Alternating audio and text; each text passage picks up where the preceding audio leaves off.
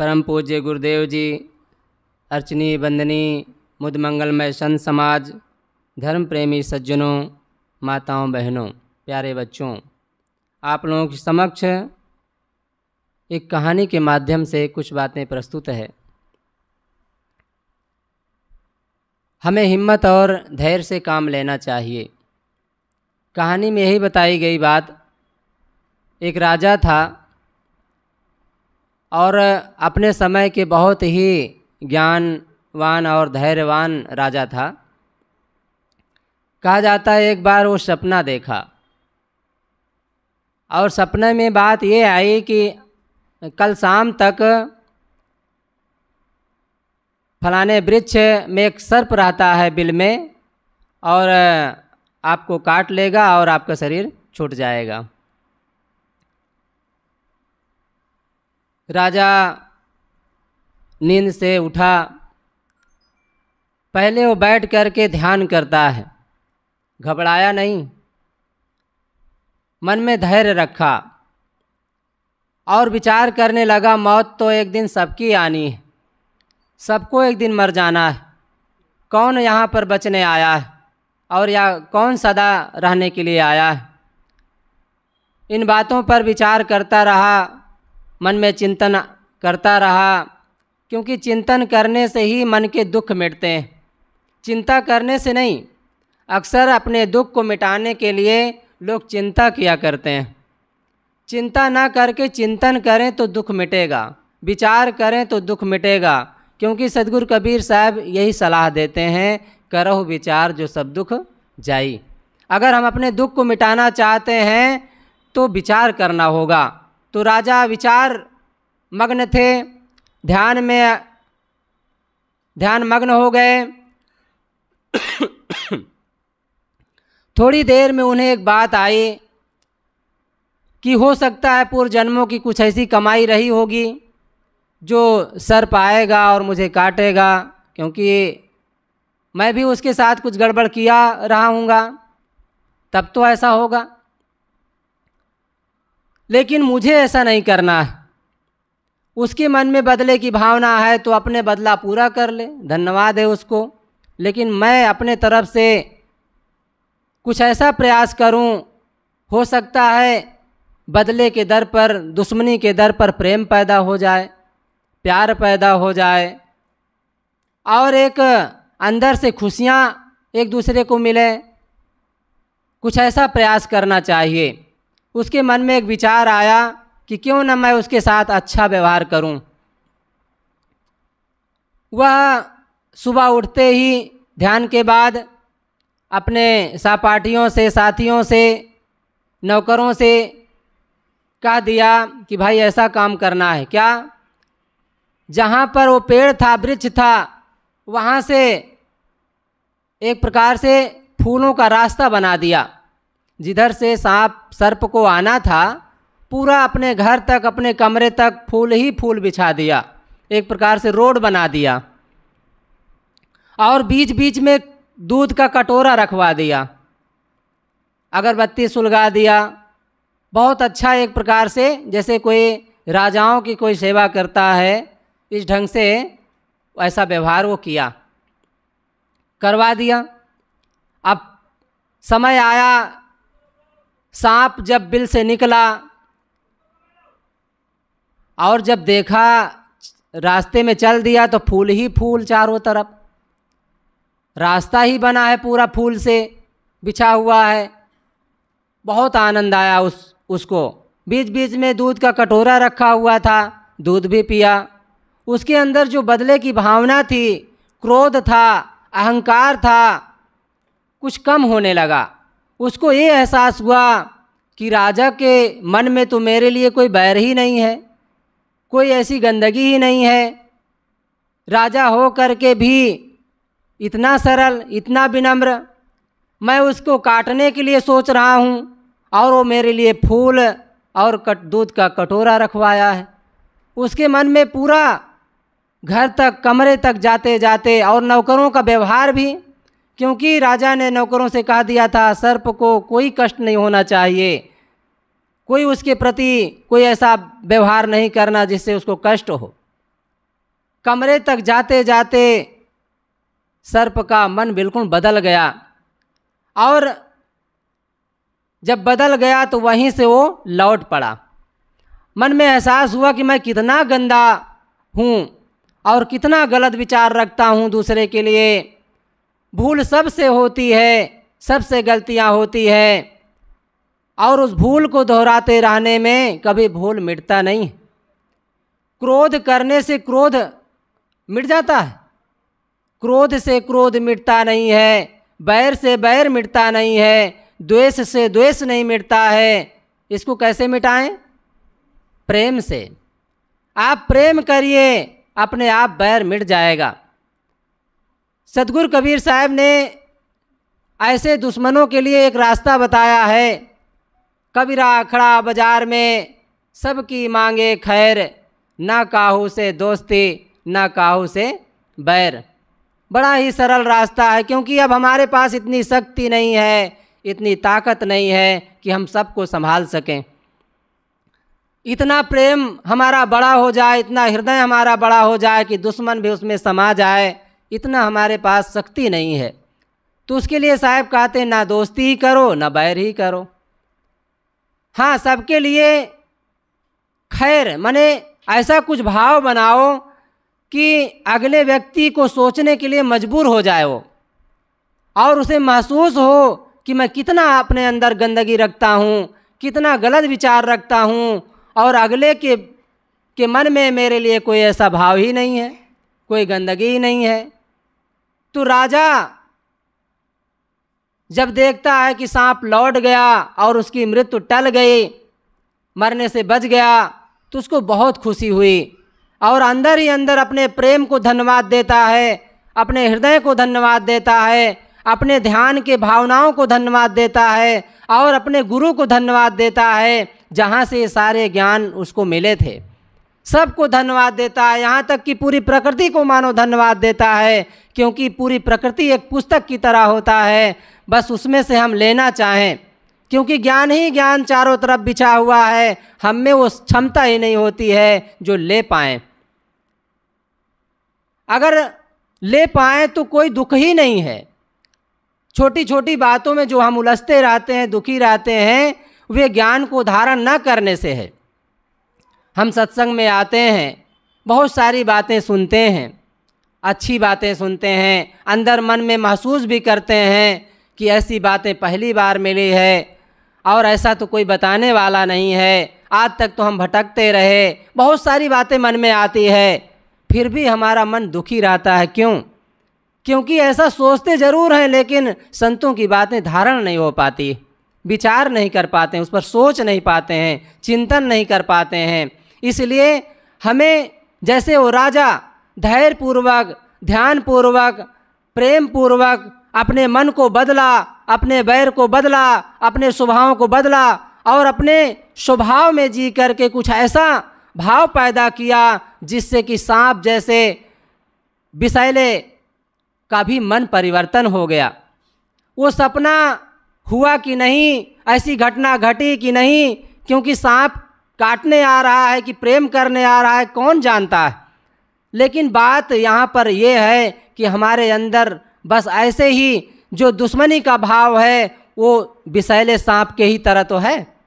हमारे अंदर वो अहंकार भरा हुआ है। सतगुरु कबीर ने कहा है, काला सर्प शरीर में खाए न सब जग झार, बिरले ते जन बाँची हैं जो रामय भजे विचार। हमारे अंदर काला सर्प बैठा है, अहंकार के रूप में, क्रोध के रूप में, लोभ के रूप में, मोह के रूप में, काम के रूप में, बैर के रूप में, द्वेष के रूप में, तमाम सर्प बैठे हैं अंदर, और उन्हीं सर्पों के बीच में हम डसे जाते रहते हैं, हर क्षण डसे जाते हैं, समझ ही नहीं पाते कि हमें क्या करना चाहिए, क्या नहीं करना चाहिए, किसके साथ कैसे व्यवहार करना चाहिए, क्या बोलना चाहिए, क्या नहीं बोलना चाहिए, कहाँ समझ पाते हैं। और शायद यही दुख का कारण है। दुख से बचने के लिए हमें अपने आप को समझना होगा, अपने अहंकार को छोड़ना होगा, अपने बैर को छोड़ना होगा, अपने बदले के भाव को छोड़ना होगा, और अपने अंदर प्रेम पैदा करना होगा। जब तक हमारे अंदर प्रेम नहीं पैदा होगा, जब तक अच्छी भावना नहीं पैदा होगी, तब तक ना भाई भाई में पटेगी, ना पिता पुत्र में पटेगा, और ना ही पति पत्नी में, ना ही सास बहू में। सास बहू, पति पत्नी, बेटा पुत्र, पिता पुत्र, और भाई भाई, मित्र मित्र, तमाम तरह कैसे दुनिया में जुड़ाव हैं, जोड़ा हैं, जिसे निभाना बड़ा कठिन हो जाता है, और वो कारण हमारा मन है। सबसे ज़्यादा यदि कोई दुखी है तो वो अपने मन से दुखी है। हम आपसे पूछें कि आपको किससे ज़्यादा दुखी हैं, आप किससे दुखी हैं? तो अज्ञान में भले आप कहें कि पत्नी मेरे दुख का कारण है, पिता मेरे दुख का कारण है, भाई मेरे दुख का कारण है, पड़ोसी मेरे दुख का कारण है, ये सब अज्ञान की बात है, भ्रम की बात है। सबसे ज़्यादा दुखी आप अपने मन से हैं, क्योंकि हर क्षण आप अपने मन में क्या क्या विचार करते रहते हैं, क्या क्या सोचते रहते हैं, क्या क्या चिंतन करते रहते हैं, कुछ समझ नहीं पाते हैं, और ना समझने के कारण उसी में उलझे रहते हैं। नौ मन सूत अरुज नहीं सुरझे।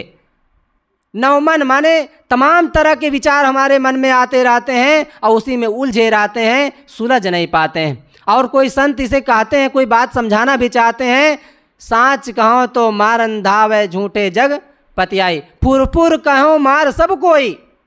अगर फुरफुर कहता हूँ, सही सही कहता हूँ, तो लोग मारने दौड़ते हैं, चिल्लाते हैं और कहते हैं जाओ महाराज, तुम्हारे जैसा हम ज्ञानी बहुत देखे हैं।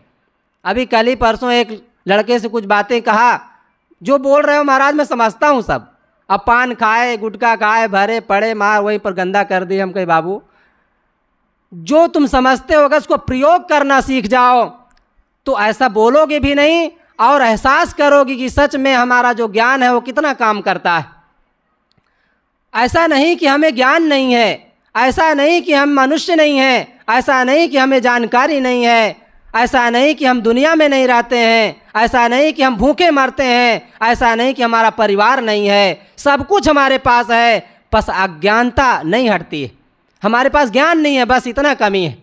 और ज्ञान हो जाए ना तो क्या पूछना। तौ लो तारा जगमगे, जौ लो उगे न सूर, तौ लो जीव कर्मवश डोले, जौ लो ज्ञान न पूर। जब तक हमारे पास ज्ञान नहीं होता है, वो भी पूरा ज्ञान, अधूरा ज्ञान नहीं। अधूरा ज्ञान क्या है? अपने आप से हट करके जो बातें हम जानते हैं वो अधूरा ज्ञान है। अपने आप से हट करके, अपने को भुला करके, अपने को छोड़ करके जो देवी देवता, भगवान भवानी और ना जाने कितना हमारे अंदर भ्रम पाखंड भरा हुआ है, उसको हटा करके जब अपने तरफ लौटते हैं, अपने को देखते हैं, अपने को जानते हैं, तब पूरा ज्ञान माना जाता है। तारे तभी तक चमकते हैं जब तक सूर्य नहीं निकलता है। इसी प्रकार भ्रम में या दुख में तभी तक हम रहते हैं जब तक हमारे अंदर ज्ञान नहीं होता है। अगर हमें ज्ञान मिल जाए, ज्ञान प्राप्त हो जाए, और ज्ञान क्या चीज़ है? ज्ञान किसे कहना चाहिए? अपने आप की जानकारी ही ज्ञान है। और जानकारी किसको नहीं है? लगभग सबको है। जब बात उलझ जाती है, फंस जाते हैं लोग, तो बड़े बड़े ज्ञानी भी यही कहते हैं कि आत्मा ही परमात्मा है। दुनिया को भरमाने वाले कि वहाँ परमात्मा है, वहाँ परमात्मा है, आकाश में भगवान है, पाताल में भगवान है, मंदिर में भगवान है, सब चिल्लाने वाले अंतिम में जब उलझ करके लौटते हैं तो यही कहते हैं परमात्मा, आत्मा ही परमात्मा है। तो जो पहले चिल्ला रहे थे वो सब बातें कहाँ चली गई? इसका मतलब ज्ञान होते हुए भी अधूरा ज्ञान है, पूरा ज्ञान नहीं है उन्हें। पूरा ज्ञान क्या है? अपने को जाना। माना कि दुनिया के सभी साथ जाना है, पर अपने को नहीं जाना तो खाक जाना है। अपने को नहीं जाना तो क्या जाना? कुछ नहीं जाना। दुनिया को एक बार नहीं जाना चल जाएगा, लेकिन अपने आप को जानना बहुत ज़रूरी है। अपने को जानने वाला झोपड़ी में रहकर भी खुश रह सकता है, अपने को जानने वाला नमक रोटी खाकर भी खुश रह सकता है, अपने को जानने वाला साइकिल में चलकर भी खुश रह सकता है। बस अपने को जान ले। अपने को ना जानने के कारण कार में बैठा है, एसी चल रही है, फिर भी उसका माइंड अपसेट है, दुखी है, पीड़ित है। क्यों? क्योंकि अपने को नहीं जानता। अपने को ना जानने के कारण अहंकार सवार हो जाता है, तमाम तरह के दुख सवार हो जाते हैं, पीड़ाएं सवार हो जाती है। इसलिए अपने को जानना चाहिए। एक एक बार महात्मा बुद्ध के एक शिष्य महात्मा भिक्षा मांगने गए थे, तो एक माता चावल का पानी उनके कटोरे में डाल दिया और डाल करके गुस्से में बोलती है, बिना परिश्रम के चावल का पानी ही मिलता है, बिना परिश्रम के चावल का पानी ही मिलता है।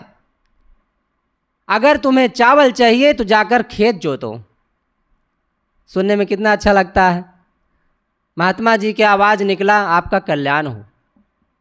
क्रोध नहीं आया, लोभ नहीं आया, या उनके अंदर कोई द्वेष की भावना नहीं आई, बदले की भावना नहीं आई, उछल के नहीं भागे वहाँ से कि तुम्हारे जैसा बहुत पढ़े हैं, बहुत दरवाज़ा है। बहुत से लोग ऐसा कह देते हैं कि तुम नहीं दोगे तो बहुत लोग देने वाले हैं, लेकिन शांत होकर उनके मुख से एक शब्द निकला, आपका कल्याण हो। कितना बढ़िया है। अगर हमारे मुख से भी ऐसा शब्द निकलने लगे तो हमारा कल्याण नहीं होगा। कल्याण किसे कहते हैं? मुख से क्रोध निकले, मुख से द्वेष निकले, मुख से बैर की भावना निकले, मुख से श्राप निकले, इससे कल्याण होगा? इससे कल्याण नहीं होता है। बल्कि आपका कल्याण हो, आपको खुशी मिले, आपको प्रसन्नता मिले, ऐसे शब्द जब निकलेंगे तो निश्चित है उनका कल्याण हो या ना हो, पर हमारा कल्याण हो जाता है। क्योंकि जब हमारे अंदर से प्रेम की भावना निकलती है तो दूसरे का हित हो या ना हो, पर हमारा तो हो ही जाता है। क्योंकि जहाँ प्रेम होता है, जहाँ खुशियाँ होती है, वहीं मुक्ति होती है, वहीं खुशियाँ होती है, वहीं लाभ होता है। उन्हीं के पास एक महात्मा वहीं भिक्षा करने के लिए आए थे। वे दौड़ करके जाते हैं कि महात्मन, आपके साथ इतना दुर्व्यवहार हुआ, वो महिला क्या क्या बोल गई, और आप उनको कह रहे हैं आपका कल्याण हो। आपके अंदर ये शक्ति कहाँ से आई? बड़े शांति भाव से वो कहते हैं कि महात्मा बुद्ध से। महात्मा बुद्ध हमारे गुरु हैं, शाक्य मुनि बुद्ध, ऐसा वो बताते हैं अपनी भाषा में। और क्या आप उनके दर्शन मुझे करवाएंगे? जब उनके ज्ञान से आपके अंदर इतनी शक्ति आ गई है तो वो उनकी शक्ति कितनी महान होगी, उनका ज्ञान कितना महान होगा, उनका तेज कितना महान होगा। और मैं भी उनका दर्शन करूं तो मैं भी महान हो सकता हूं, अर्थात मुझे भी ज्ञान हो सकता है। और उसी समय उनको ले जा कर के महात्मा बुद्ध के दर्शन करवाते हैं। तो ये महात्मा बुद्ध की कुछ बातें आई उनके शिष्य की। वास्तव में मैं ये कहना चाहता हूँ कि हमारे अंदर अगर प्रेम होगा, करुणा होगी, क्षमा होगा, सहनशीलता होगी, तो निश्चित है हमारा भी कल्याण होगा। जैसे वो राजा का वो सपना हुआ कि नहीं हुआ, वो ऐसा घटना घटी कि नहीं घटी, लेकिन सीख वहाँ से ये मिलती है कि राजा कितना धैर्यवान थे, कितना संतोषी थे, गुरु प्रेमी थे और अपने को संयमित रखने वाले थे। क्योंकि जहाँ चाहनाएँ होती है वहाँ संयम नहीं होता है। तो राजा होकर भी वो चाहना रहित था, मरने से डरा नहीं, भयभीत नहीं हुआ। सतगुरु कबीर साहब की एक साखी कई बार आप सुने होंगे, चाह गई चिंता मिटे मनवा बेपरवाह, जिनको कुछ नहीं चाहिए सोई शहंशाह। शहंशाह वही होता है जिसके अंदर चाहनाएँ नहीं होती है। तो हम चाहनाओं से मुक्त बने तो निश्चित है हम बादशाह बन सकते हैं, शहंशाह बन सकते हैं, और खुशियों का हमारे मन में हिलोरा चल सकता है और हमारा मन खुशियों के सागर में डुबकी लगा सकता है। तो मैं एक राजा की कहानी के माध्यम से कुछ बातें कहने का प्रयास किया, आप लोगों के समक्ष एक भजन रखा। आप सब को धन्यवाद देते हुए आप इतना समय, कीमती समय निकाल करके सत्संग में आते हैं और ऐसे ही आते रहें, गुरु संतों के प्रेमी बने रहें। निश्चित है अगर हम लगे रहेंगे, कहावत आप सुने होंगे, लगा रो बनिया ढुका रो चोर। अगर बनिया लगा रहता है तो एक दिन धनी हो जाता है, चोर ढुका रहता है तो एक न एक दिन दांव लग जाता है। इसी प्रकार हम संत गुरुजनों के चरण में, शरण में, उनके सत्संग में लगे रहेंगे तो निश्चित है हमारा कल्याण होगा, हमें भी लाभ होगा और हमारा ये मनुष्य जीवन सफल होगा। तो एक बार जय बोलेंगे जोर से। मैं अपने वाणी को यहीं विराम देता हूँ। बोलिए सतगुरु कबीर साहिब की, संत समाज की, भक्त समाज की। साहेब बंदी, साहेब बंदी। हिम्मत न हारिए प्रभु ना विसारिए, हिम्मत न हारिए प्रभु ना विसारिए। हंसते मुस्कुराते हुए जिंदगी गुजारिए, हंसते मुस्कुराते हुए जिंदगी गुजारिए। हिम्मत न हारिए प्रभु ना विसारिए, हिम्मत न हारिए प्रभु ना विसारिए। हंसते मुस्कुराते हुए जिंदगी गुजारिए, हंसते मुस्कुराते हुए जिंदगी गुजारिए। हंसते मुस्कुराते हुए जीना जिनको आ गया, हंसते मुस्कुराते हुए जीना जिनको आ गया। टूटे हुए दिलों को सीना जिसको आ गया, टूटे हुए दिलों को सीना जिसको आ गया। ऐसे देवताओं के चरण पखारिए, ऐसे देवताओं के चरण पखारिए। उनकी तरह नेक बन के जिंदगी गुजारिए, उनकी तरह नेक बन के जिंदगी गुजारिए। हिम्मत न हारिए प्रभु ना विसारिए, हिम्मत न हारिए प्रभु ना विसारिए। हंसते मुस्कुराते हुए जिंदगी गुजारिए, हंसते मुस्कुराते हुए जिंदगी गुजारिए। काम ऐसा कीजिए कि जिससे हो सबका भला, काम ऐसा कीजिए कि जिससे हो सबका भला। बात ऐसी कीजिए कि जिसमें हो अमृत भरा, बात ऐसी कीजिए कि जिसमें हो अमृत भरा। मीठी बोली बोल सबको प्रेम से पुकारिए, मीठी बोली बोल सबको प्रेम से पुकारिए। कड़वे बोल बोल के न जिंदगी गुजारिए, कड़वे बोल बोल के न जिंदगी गुजारिए। हिम्मत न हारिए प्रभु ना विसारिए, हिम्मत न हारिए प्रभु ना विसारिए। हंसते मुस्कुराते हुए जिंदगी गुजारिए, हंसते मुस्कुराते हुए जिंदगी गुजारिए, हंसते मुस्कुराते हुए जिंदगी गुजारिए, हंसते मुस्कुराते हुए जिंदगी गुजारिए। बोलिए सद्गुरुदेव की जय।